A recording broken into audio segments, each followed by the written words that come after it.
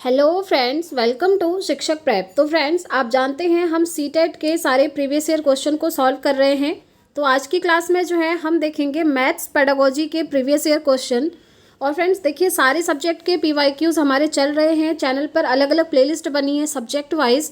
आप उन पर जा करके सारे सब्जेक्ट के पीवाईक्यूज को 1 बाय 1 कर सकते हैं। और फ्रेंड्स, मैं आपको बताना चाहूँगी, आज जो हम ये प्रीवियस ईयर का सेट कर रहे हैं, ये जो आपका रिसेंटली एग्जाम हुआ था ना जनवरी 2024 में, वो वाला सॉल्व करेंगे सब्जेक्ट वाइज। ठीक है, अभी की वीडियो में हम सिर्फ मैथ्स पेडागोजी देखेंगे। इसके बाद कल की वीडियो में हम हिंदी पेडागोजी देखेंगे। आप जानते ही हैं पर डे अलग अलग सब्जेक्ट का हम देखते हैं। तो चलिए स्टार्ट करते हैं आज की क्लास, और डिटेल्ड एक्सप्लेनेशन के साथ हम क्वेश्चंस को समझेंगे। और फ्रेंड्स, अगर आप सीटेट का पेड नोट्स लेना चाहते हैं ना, तो स्क्रीन पर दिए हुए नंबर पर व्हाट्सअप मैसेज करके आप पेड नोट्स को परचेज कर सकते हैं। और फ्रेंड्स, सीडीपी की तो हम काफ़ी सारी क्लासेस ऑलरेडी कर चुके हैं। 45 प्लस क्लासेस हो चुकी हैं। प्लेलिस्ट आपको इसी वीडियो के नीचे डिस्क्रिप्शन में मिल जाएगी, आप लोग चेकआउट ज़रूर कीजिएगा। तो चलिए स्टार्ट करते हैं फ्रेंड्स आज की क्लास, और मैथ्स पेडागोजी के क्वेश्चंस को डिस्कस करेंगे जो कि जनवरी 2024 में आपसे पूछे हुए थे। तो सबसे पहला क्वेश्चन है मैथ्स पेडागोजी का जो आपसे पूछा था। ऊपर में आप देखेंगे ये इंग्लिश में दिया है और यहाँ पर हिंदी में दिया है। और आप जानते ही हैं पेपर आपका बाइलिंगुअल रहता है। ठीक है, हो सकता है यहाँ पर आपको थोड़ा सा छोटा छोटा दिख रहा होगा। फ्रेंड्स, थोड़ा सा मैनेज करते हुए चलिएगा, अपने फ़ोन की क्वालिटी को इंक्रीज़ कर लीजिएगा तो आपको ये क्लियरली दिखने लगेगा। तो चलिए स्टार्ट करते हैं। सबसे पहला क्वेश्चन है आपके सामने, निम्नलिखित में से कौन सी प्राथमिक स्तर पर गणितीय भाषा की विशेषताएं होनी चाहिए? विच of the following should be the characteristics of mathematical language eight primary level. ठीक है, पहला है यह सटीक होनी चाहिए। दूसरा है यह अस्पष्ट होनी चाहिए ताकि यह विषय में खुलापन छोड़ सके। दूसरा है बच्चे की दैनिक जीवन में उपयोग की जाने वाली भाषा के माध्यम से इसे प्रबलित किया जाए। तीसरा है यह अत्यधिक प्राविधिक होनी चाहिए क्योंकि इससे विद्यार्थियों की गणित में सही संप्रेषण करने में सहायता होगी। ठीक है, तो अब आपको बताना है कि कौन सा ऑप्शन इसका बिल्कुल राइट हो सकता है। ऑप्शन आपको यहाँ पर दिए हैं ए और बी। ए, बी और सी तीनों सही हैं, या ए और सी सही है, या फिर ए, सी और डी सही हैं। बताइए कौन सा सही है। तो देखिए, इसका राइट आंसर क्या हो जाएगा आपका। इसका राइट आंसर होगा फ्रेंड्स कि आपका ऑप्शन ए सही है और सी सही है। अब कैसे, देखिए सबसे पहले यहाँ पर बात हो रही है गणित की भाषा की विशेषताएं। भाषा कैसी होनी चाहिए? सटीक होनी चाहिए। ये तो आप जानते ही हैं, भाषा एकदम सही होनी चाहिए। ठीक है, ये बिल्कुल सही है। तीसरे में कह रहा है कि बच्चे की दैनिक जीवन में, आप जानते हैं हम कहते हैं कि हम जो भी सब्जेक्ट पढ़ रहे हैं उसको बच्चे की डेली लाइफ से कनेक्ट करके पढ़ाना है। और सेम चीज़ यहाँ पर लिखी हुई है। क्या लिखा है देखिए, it should be reinforced through child's language used in everyday life.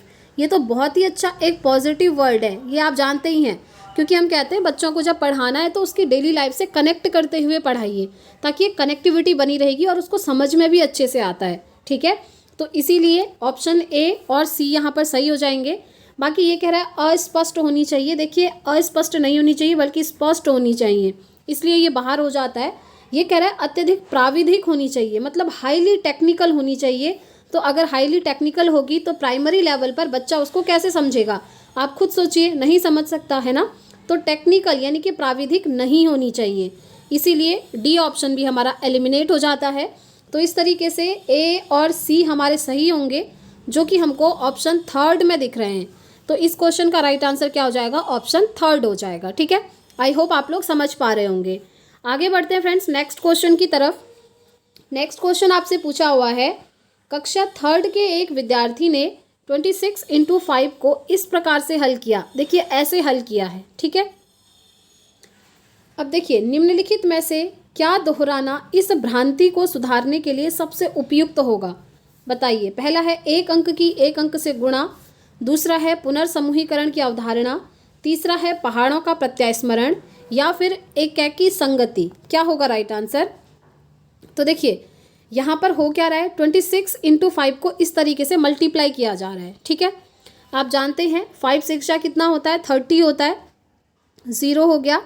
ठीक है, 3 बचा, फिर 5 2 10, 3 ऐड कर दो 13, 130 आ गया। इतना आना था, लेकिन उसने क्या किया, एक ज़ीरो एक्स्ट्रा लगा दी है बीच में। अब इसके लिए आप क्या करेंगे, सुधारने के लिए सबसे अच्छा क्या है, आप बच्चे को multiplication of 1 digit bye 1 digit ये सिखाएंगे, या कॉन्सेप्ट ऑफ रीग्रुपिंग सिखाएंगे, या फिर रिकॉलिंग मल्टीप्लिकेशन टेबल सिखाएंगे, या फिर 1 to 1 करस्पॉन्डेंस सिखाएंगे। तो इसका राइट आंसर क्या होगा बताइए। देखिए राइट आंसर होगा फ्रेंड्स इसका कि कॉन्सेप्ट ऑफ रीग्रुपिंग, समूहीकरण यानी कि पुनर्समूहीकरण की अवधारणा, ये बच्चे को सिखाना उपयुक्त होगा, तभी वो समझ पाएगा। क्योंकि ये ग्रुप में आता है ना पूरा डिजिट, अब यहाँ पर 130 होना था, लेकिन उसने यहाँ पर ज़ीरो एक्स्ट्रा ऐड कर दी यहाँ पर, जो कि नहीं करनी थी, इस वजह से ये गलत हो गया। तो इसीलिए बच्चे को क्या सिखाना है, पुनर्समूहीकरण की अवधारणा सिखाएंगे, तब जाकर बच्चे का ये कॉन्सेप्ट जो है क्लियर हो पाएगा। ठीक है, चलिए आगे बढ़ते हैं फ्रेंड्स नेक्स्ट क्वेश्चन की तरफ। अब देखिए एक चीज़ मैं आपको बताना चाहूँगी, ये जो मैथ्स का पेपर है ना आपका, पहले तक क्या होता था 2023 तक तो कंटिन्यू ऐसे होता था कि पहले मैथ्स पेडागोजी के क्वेश्चन हैं, फिर सारे कंटेंट के क्वेश्चन हैं, या फिर पहले कंटेंट वाले क्वेश्चन देते थे 15 और उसके बाद फिर मैथ्स पेडागोजी के क्वेश्चन देते थे। लेकिन अभी ये जो रिसेंटली जनवरी 2024 में आपका पेपर हुआ है, यहाँ पर मैथ्स पेडागोजी और जो कंटेंट है उसके क्वेश्चन ना मिक्सअप करके डाले हैं, और इस वीडियो में हम सिर्फ और सिर्फ पेडागोजी कर रहे हैं, तो हम पेडागोजी के क्वेश्चन पर चलेंगे। ठीक है, अब देखिए आप इसको स्क्रॉल करेंगे, यहाँ पर आपको कंटेंट वाले क्वेश्चन मिल जाएंगे। अभी हमें कंटेंट वाला सॉल्व करना नहीं है, अभी हम सिर्फ पेडागोजी को सॉल्व कर रहे हैं। ठीक है, नेक्स्ट पेडागोजी का क्वेश्चन आपका ये रहा, क्वेश्चन नंबर 37। क्वेश्चन है निम्नलिखित में से कौन से आरंभिक संख्या अवधारणा के बनने से संबंधित हैं। पहला है एकेकी संगति, दूसरा है पदानुक्रमिक समावेशन, तीसरा है मूलभूत संक्रियाएं। बताइए राइट आंसर क्या होगा। तो देखिए पूछा क्या है कि निम्नलिखित में से कौन सा या कौन से आरंभिक संख्या अवधारणा के बनने से संबंधित है। सबसे पहला तो फ्रेंड्स ये आपका संबंधित होता है 1 to 1 करस्पॉन्डेंस जो होता है, जिसे हम हिंदी में कहते हैं एकेकी संगति। ठीक है, ये बिल्कुल यहाँ पर सही है। दूसरा हायरार्किकल इंक्लूजन, ये भी यहाँ पर सही है, ये भी क्या है कि आरंभिक संख्या अवधारणा से ही रिलेटेड होता है। ठीक है, नंबर कॉन्सेप्ट फॉर्मेशन, तो ये हायरार्किकल भी सही है, लेकिन जो बेसिक ऑपरेशन होते हैं, मूलभूत संक्रियाएं होती हैं, ये आपकी नंबर कॉन्सेप्ट फॉर्मेशन से रिलेटेड नहीं होती हैं, इसलिए ये क्या हो जाएगा हमारा, एलिमिनेट हो जाएगा। तो हम कहेंगे ए और बी ऑप्शन यहाँ पर सही हैं, जो कि हमको ऑप्शन थर्ड में दिख रहा है। ठीक है, तो option third will be the right answer of this question. ठीक है, चलिए आगे बढ़ेंगे नेक्स्ट क्वेश्चन की तरफ। नेक्स्ट क्वेश्चन आपका पेडागोजी का है, क्वेश्चन नंबर 38 पे ही दिया है।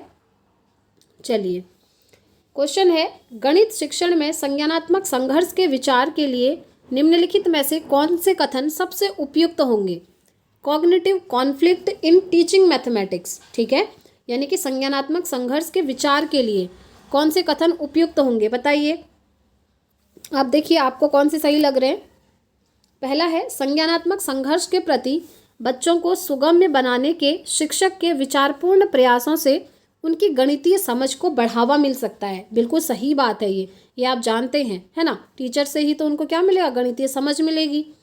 दूसरा है यह बच्चों में गणितीय समझ को बढ़ावा देने के लिए प्रभावी नहीं है। देखिए ये प्रभावी होता है, अब ये कह रहा है प्रभावी नहीं है, तो ये हमारा एलिमिनेट हो जाएगा।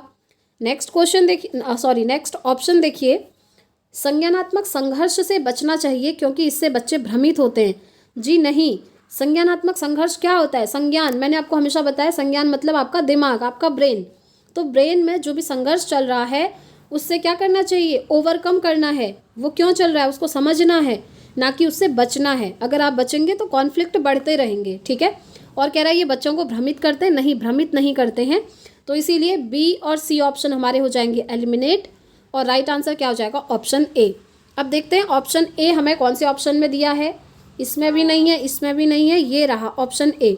ठीक है, तो थर्ड ऑप्शन इस क्वेश्चन का बिल्कुल राइट हो जाएगा।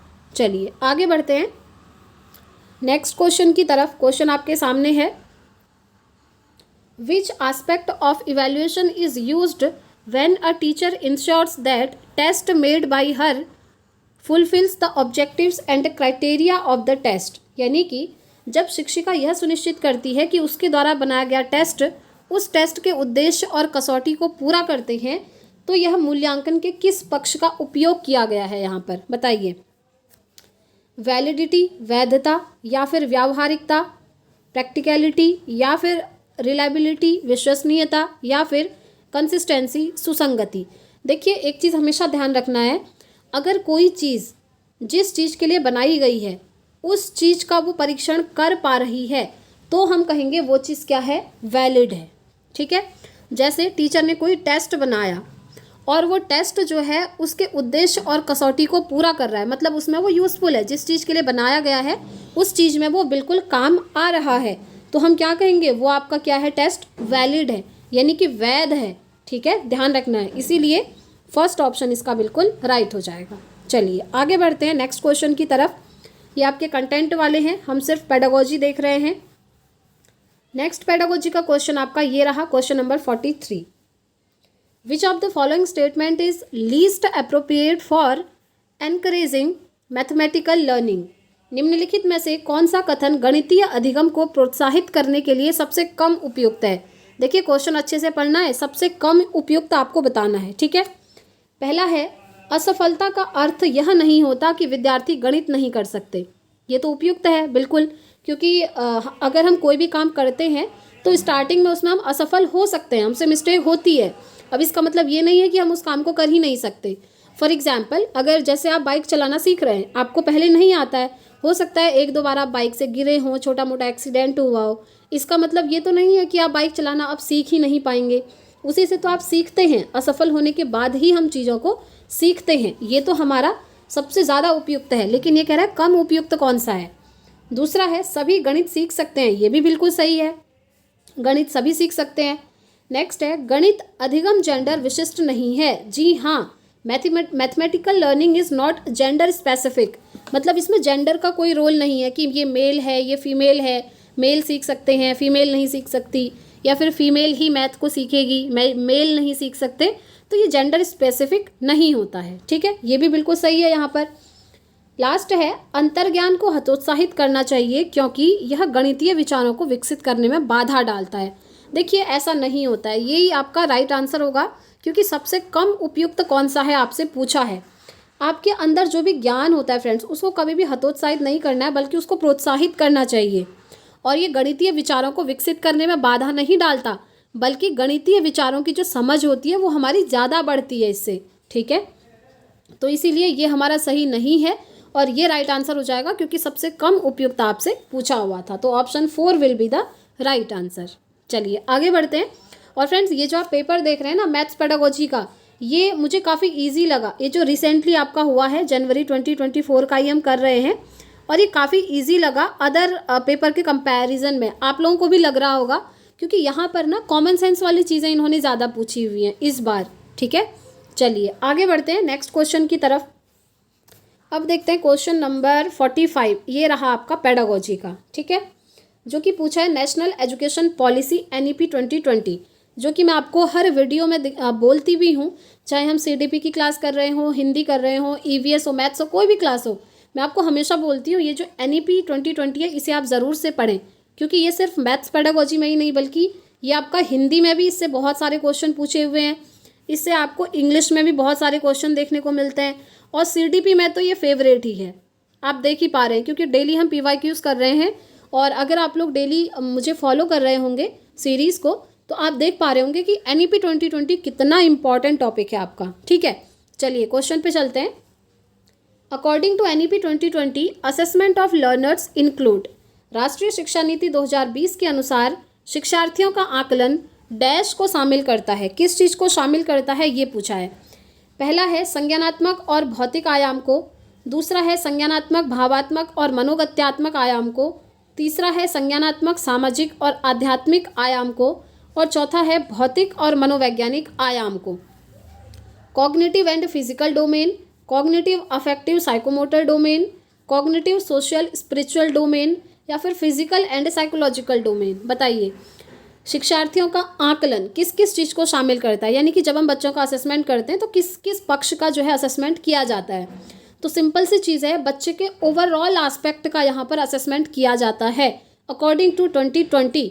और ओवरऑल में क्या क्या चीज़ें आती हैं, सबसे पहले आपका कॉग्निटिव आता है, जो संज्ञान है, आपके दिमाग का आकलन किया जाता है। ठीक है, जैसे आपको कोई कॉन्सेप्ट पढ़ाया, आपको कितना समझ आया या नहीं आया, इस चीज़ का पता लगाना कॉग्निटिव डोमेन हो गया। अफेक्टिव डोमेन आपके भाव, मन के जो भाव हैं, रुचि है, ये सब इसके अंदर आ गई। तीसरा आता है साइकोमोटर डोमेन, यानी कि मनोगत्यात्मक जो आपके आयाम होते हैं, मतलब बॉडी मूवमेंट से रिलेटेड एक्टिविटीज़ आप कर रहे हैं या नहीं कर रहे हैं। जब आपके स्कूल में स्पोर्ट्स वगैरह होता है, आप वहाँ पार्टिसिपेट कर रहे हैं या नहीं कर रहे हैं, तो इन तीनों पक्ष का यहाँ पर आकलन किया जाता है। इसे आप शॉर्ट में याद रखेंगे। अकॉर्डिंग टू NEP 2020 शिक्षार्थियों का आकलन इन 3 पक्ष में किया जाता है, और वो 3 पक्ष हैं CAP कैप। कैप तो आप लोग पहनते ही हैं और इजीली ये ट्रिक भी याद हो जाएगी। कैप मतलब क्या हुआ? कैप में C का मतलब हुआ कॉग्निटिव डोमेन, A का मतलब हुआ अफेक्टिव डोमेन और P का मतलब हुआ साइकोमोटर डोमेन। ठीक है, आई होप आप लोग समझ गए होंगे। देखिए ये P ना इसमें साइलेंट रहता है, ठीक है, इसको ना साइकोमोटर बोला जाता है, P साइलेंट रहता है, तो ये साइकोमोटर डोमेन हो गया। तो ये ट्रिक के साथ आप याद रखेंगे CAP कैप। ठीक है, तो इसका राइट आंसर ऑप्शन 2 हो गया। यहाँ इंग्लिश में देख सकते हैं और इधर हिंदी में भी देख सकते हैं। चलिए आगे बढ़ते हैं नेक्स्ट पेडागोजी के क्वेश्चन की तरफ। ये रहा आपका नेक्स्ट पेडागोजी का क्वेश्चन। ये भी आपका NEP 2020 से पूछा है। अब आप देख लीजिए NEP 2020 की इम्पोर्टेंस कितनी ज़्यादा है। National education policy NEP 2020 talks about knowledge of India which of the following are not include in it, यानी कि राष्ट्रीय शिक्षा नीति 2020 भारत का ज्ञान के बारे में बात करती है, ये तो आप जानते हैं।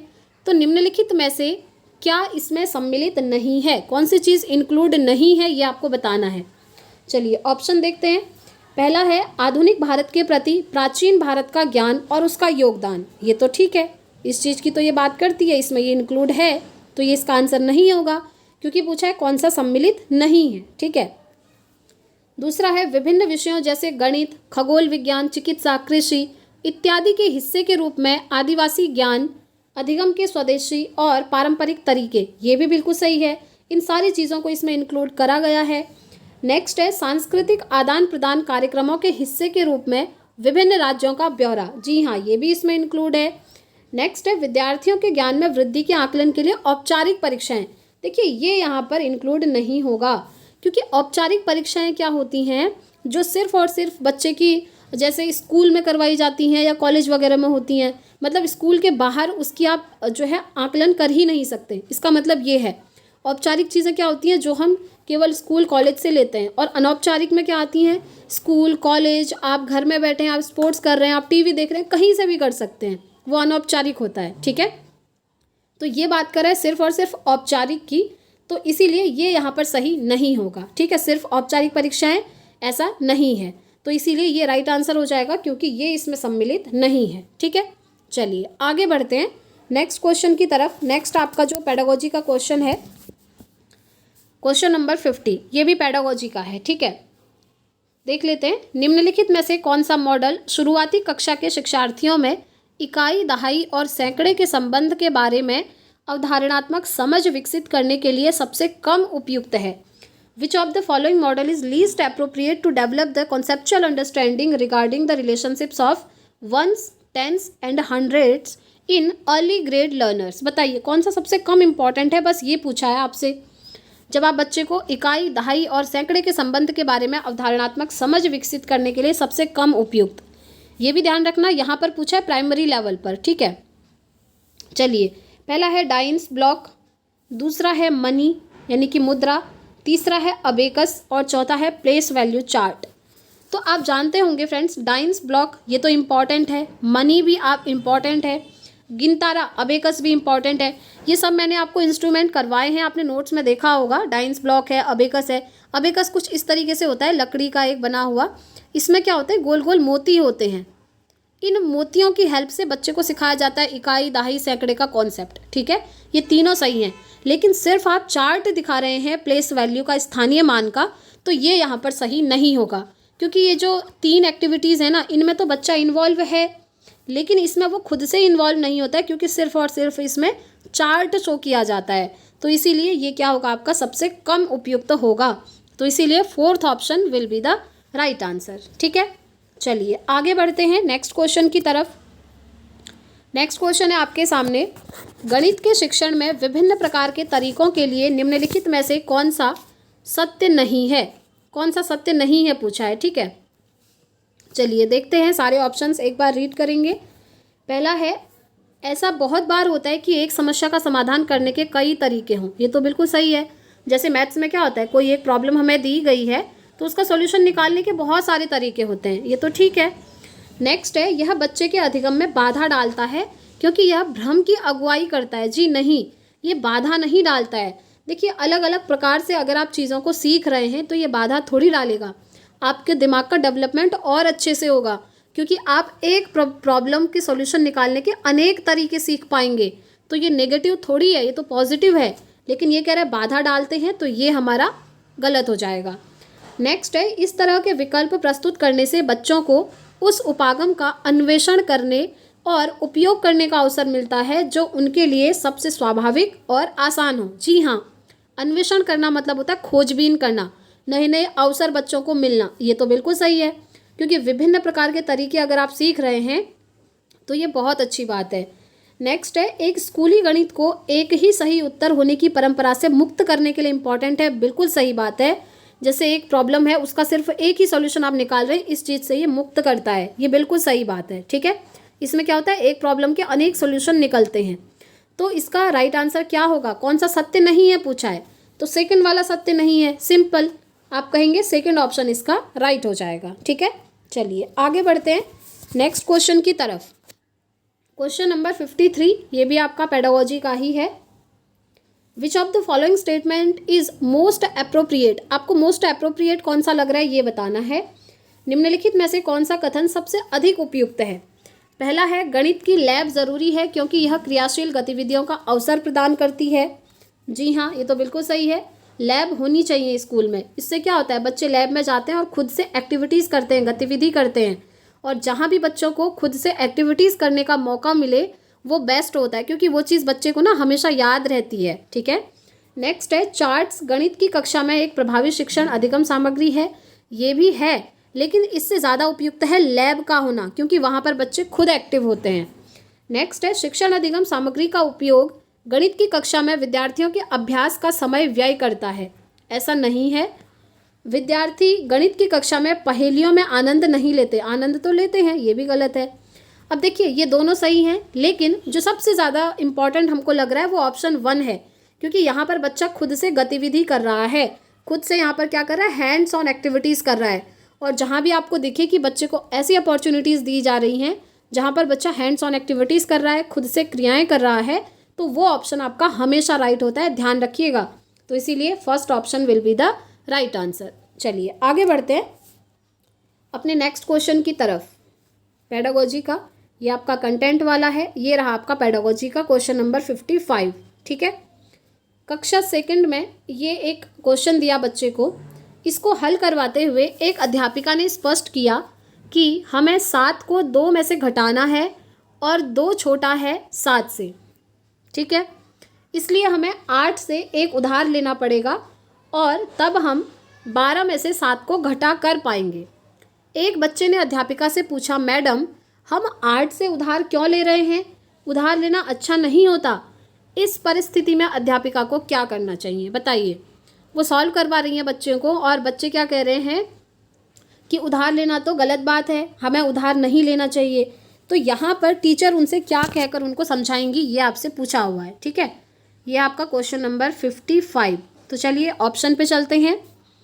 पहला है, अध्यापिका को बच्चे को डांट कर बिठा देना चाहिए। जी नहीं, डांटना नहीं है, बल्कि बच्चों के मन में जो भी क्वेश्चन आ रहे हैं उनका सॉल्यूशन देना है बच्चों को।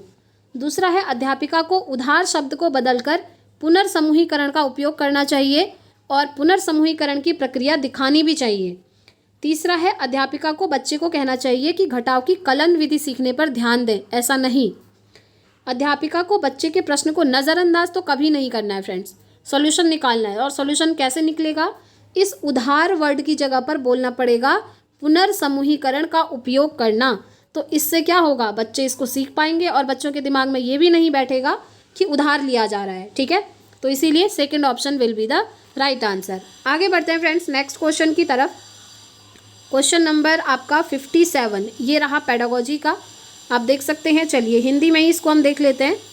निम्नलिखित में से कौन सा स्कूली गणित में इबारती सवालों के लिए सही है। अब ये इबारती सवाल क्या होते हैं, देखिए विच of the following is true for word problems in school mathematics? बताइए, ऑप्शन आपके सामने है। पहला ऑप्शन है इबारती सवाल उन अभ्यासों को संदर्भित करते हैं जहां बच्चा परिस्थिति को एक ऐसा औपचारिक रूप देता है जिसमें गणितीय तकनीक को लागू किया जा सके। दूसरा है इबारती सवाल गणितीय निर्देशन के उदाहरण नहीं देते। देखिए, उदाहरण नहीं देते ये गलत हो जाएगा क्योंकि उदाहरण देते हैं। नेक्स्ट है इबारती सवाल केवल माध्यमिक कक्षाओं में महत्वपूर्ण है। जी नहीं, ये प्राथमिक में भी इम्पॉर्टेंट है। नेक्स्ट है इबारती सवाल गणित में कार्य विधिक ज्ञान पर अधिक केंद्रित होते हैं। जी नहीं। तो इसका राइट आंसर क्या होगा? सही आंसर होगा ऑप्शन 1। इबारती सवाल जो हैं उन अभ्यासों को संदर्भित करते हैं जहां बच्चा परिस्थिति को एक ऐसा औपचारिक रूप देता है जिसमें गणितीय तकनीक को लागू किया जा सके। ठीक है, तो इसीलिए first option will be the right answer. आगे बढ़ते हैं फ्रेंड्स नेक्स्ट क्वेश्चन की तरफ। नेक्स्ट पेडागोजी का क्वेश्चन है क्वेश्चन नंबर 59। ठीक है, प्राथमिक स्तर पर आंकड़ों का प्रबंधन यानी कि डेटा हैंडलिंग के परिचय के लिए निम्नलिखित में से क्या सबसे उपयुक्त रहेगा? पहला है विद्यार्थियों को बस और ट्रेन के समय सारणियों को पढ़ने के लिए कहना। दूसरा है कक्षा में विद्यार्थियों की लंबाई, उनका पसंदीदा खाना, रंग, कार्टून इत्यादि पर आंकड़े इकट्ठे करना और आंकड़ों पर आधारित प्रश्न पूछना। जी हाँ, देखिए जहाँ पर बच्चा इन्वॉल्व हो रहा है, यहाँ पर बच्चे इन्वॉल्व हो रहे हैं, बच्चों की लंबाई, उन्हीं का पसंदीदा खाना, उनका रंग, कार्टून, इन सब की बात हो रही है, तो ये हमारा बिल्कुल सही होगा फ्रेंड्स, क्योंकि बच्चों को क्या पढ़ाना है? डेटा हैंडलिंग, और इन्हीं का डेटा जब कलेक्ट किया जाएगा तो इससे आप डेटा हैंडलिंग को बहुत अच्छे से पढ़ा सकते हैं। नेक्स्ट है विद्यार्थियों को एक शहर की 5 साल की जनसंख्या गणना दिखाना और विद्यार्थियों को जनसंख्या वृद्धि की तुलना करने को कहना। नेक्स्ट है श्यामपट्ट पर एक दंड आरेख चित्रांकित करना और विद्यार्थियों को उनमें से आंकड़ों को करने के लिए कहना। देखिए, हमेशा आप ऐसे ऑप्शन पर जाइए जहाँ पर बच्चा सबसे ज़्यादा इन्वॉल्व हो रहा है और उसी से रिलेटेड काम वहाँ पर किया जा रहा है। तो अगर आप बच्चे को डेटा हैंडलिंग का कॉन्सेप्ट पढ़ाना चाहते हैं तो इसके लिए सेकंड ऑप्शन यहाँ पर बिल्कुल सही होगा, क्योंकि यहाँ पर जो स्टूडेंट है ना वो खुद ही इन्वॉल्व हो रहे हैं। ठीक है, तो इसीलिए सेकंड ऑप्शन इसका बिल्कुल राइट हो जाएगा। चलिए आगे बढ़ते हैं फ्रेंड्स नेक्स्ट क्वेश्चन की तरफ, और ये पेडागोजी का अब हमारा लास्ट क्वेश्चन है, क्योंकि आप जानते हैं पेडागोजी में आपके इतने ही क्वेश्चन पूछे जाते हैं मैथ्स में। तो क्वेश्चन है राष्ट्रीय पाठ्यचर्या रूपरेखा यानी कि नेशनल करिकुलम फ्रेमवर्क 2005 एक प्राथमिक गणित कक्षा में निम्नलिखित में से कौन सी प्रक्रियाएं सबसे कम रूप से प्रासंगिक हैं? देखिए NCF 2005 ये मैंने आपको नोट्स में भी करवाया है, आप लोगों ने देखा होगा। ठीक है, तो NCF 2005 से रिलेटेड ये क्वेश्चन है। तो कौन सी प्रक्रियाएं सबसे कम रूप से प्रासंगिक होंगी, ये आपसे पूछा है। पहला है सूत्रों को याद करना, दूसरा है पैटर्न का उपयोग करना, तीसरा है दृश्यीकरण, चौथा है संबंध स्थापित करना और निरूपण। देखिए memorising formulas, use of patterns, visualisation या फिर मेकिंग कनेक्शंस एंड रिप्रेजेंटेशंस। मैंने आपको हमेशा बताया फ्रेंड्स, जहाँ भी आपको दिखे ना कि बच्चों को याद करवाया जा रहा है, रटवाया जा रहा है, वो सब क्या होता है? आपका नेगेटिव होता है, क्योंकि कभी भी बच्चों को याद नहीं करवाना है बल्कि समझाना है। अब यहाँ पर सीधा सीधा लिखा है कि सूत्रों को याद करवा रहे हैं, तो ये हमारा सही नहीं होगा। और देखिए सबसे कम प्रासंगिक हमारा यही होगा। ठीक है, क्योंकि याद नहीं करवाना बल्कि उनको चीज़ें समझानी होती हैं ताकि वो कॉन्सेप्ट उनका क्लियर हो सके। आप सिर्फ याद करवा दे रहे हैं या रटवा रहे हैं तो ये अच्छा नहीं माना जाता है, इसीलिए ये इसका राइट आंसर हो जाएगा। तो फ्रेंड्स आज के मैथ्स पेडागोजी के क्वेश्चंस यहीं पर कंप्लीट होते हैं।